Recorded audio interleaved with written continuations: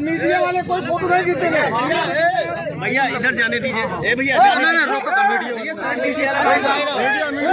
फूल मत फेंकिए, कोई फूल नहीं फेंकेगा। ठीक है भैया थोड़ा साइड दीजिए। भैया थोड़ा अंगद भैया जिंदाबाद, अंगद भैया जिंदाबाद, अंगद भैया जिंदाबाद, अंगद भैया जिंदाबाद, जिंदाबाद, अंगद भैया जिंदाबाद, जिंदाबाद, अंगद भैया जिंदाबाद, अंगद भैया थोड़ा सा स्पेस कर दीजिए।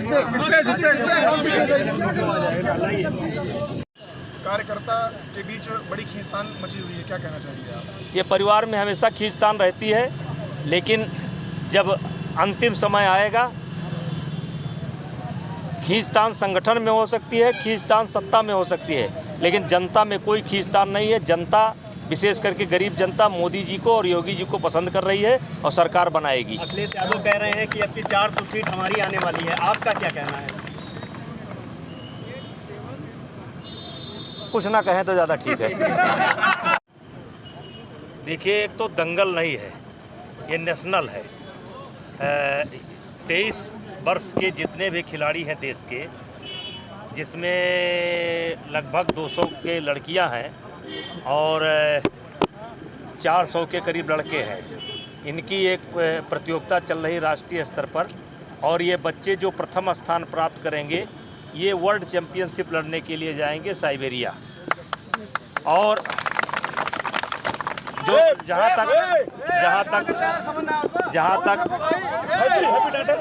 संदेश की बात है, जैसे पहले कहा जाता था कि सबसे प्रथम निरोगी काया और दूसर सुख जब घर में माया, मतलब मनुष्य को सबसे पहले अपनी काया, अपना शरीर स्वस्थ कैसे रहे इसका उपाय करना होता था, और दूसरा उपाय था कि व्यवसाय होना चाहिए और आर्थिक समृद्धि होनी चाहिए। लेकिन इधर 50-60 वर्ष के अंदर एक बहुत बड़ा परिवर्तन आया कि काया के तरफ, शरीर के तरफ, स्वास्थ्य के तरफ से ध्यान हट गया और माया की तरफ ध्यान चला गया। और आपने देखा होगा कोरोना काल में जिन लोगों को कोरोना हुआ, लेकिन जिनके शरीर रूपी घर में पहले से बीमारी थी, कोरोना उनको नुकसान किया। तो हमारे प्रधानमंत्री जी का सपना है फिट इंडिया हिट इंडिया, और जब तक देश की जनता फिट नहीं होगी, और एक देश की जनता फिट रहती थी और कुश्ती उसमें एक बहुत बड़ा माध्यम हुआ करता था। हर त्यौहार को, नागपंचमी को, हर त्यौहार को गांव में ऐसी ही स्पर्धा होती थी, रस्साकसी होती थी, कबड्डी होती थी, कुश्ती होती थी।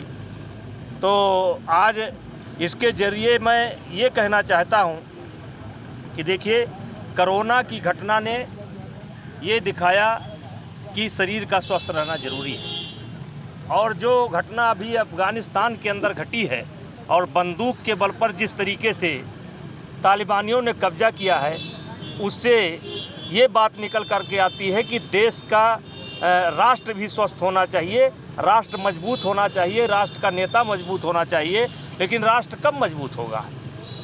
जब देश के हर लोग मजबूत होंगे। विपक्ष मुद्दा बना रहा है कि भाजपा, विपक्ष के पास विपक्ष भटका हुआ है।